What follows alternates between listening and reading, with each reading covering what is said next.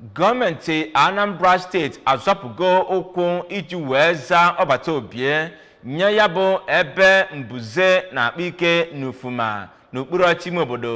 Orumba North. Kọmishọna na-ahụ maka okwu gbasara gburugburu na steeti a bụ Engineer Felix Odimegwu bụ onye kwupụtara nke a ka ọ gatasịrị nwatakịrị oge ha ji wee mee njem n'ogige a ka Ngozi Obileri kọtọpụrụ akụkọ a.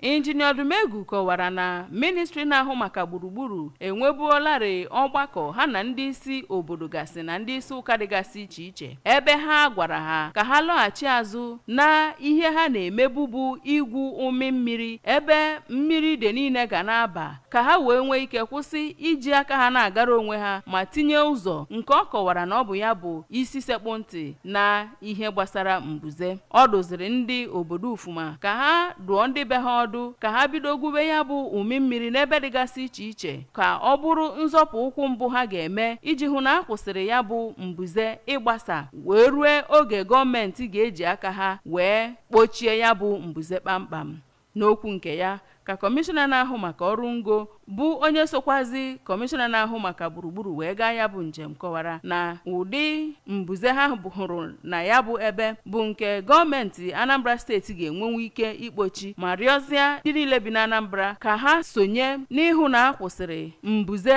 ịkpa mkpamkpa ma kwụsị ndị meburu eme. Injinia Okoma rụtụkwara aka mkpa ọ dị igwu ụmị mmiri n'obodo dịgasị iche iche ya nakwa ịgba mbọ hụ na ndị mmadụ na-ekpofu ahịhịa ebe ọ kwesịrị na omume ndị ọzọ ga-enye aka hụ na ebumnobi gọvanọ Soludo ịhụ na Anambra na-acha akwụkwọ ndụ ndụ bụrụ ebe ndị mmadụ ga-ebi n'obodo ndị mmadụ ga-abụ ha biri ha na-abawanye n'ọnọdụ akụnụba. N'okwu nke ya ka otu onye so na ndị echichi ọdịnala na nke Ufuma bụ Chief Godwin Uchume toro nnọọ gọvanọ Soludo maka ịza oku ha kpọrọ ngwa ngwa ma kwagharịrị na ya bụ Mbuze na-abụ Chinefo ọ na-abawanye nke kpatara ha ji wee kpọkuo gọọmenti ka ha bịanyere ha aka wee kwezie nkwa na ndụmọdụ ahụ enyere ha igwugasị ụmị mmiri bụ nke ha ga-eme ngwa ngwa site n'Ufuma nke dị n'okpuru ọchịchị Orumba North. Abụ m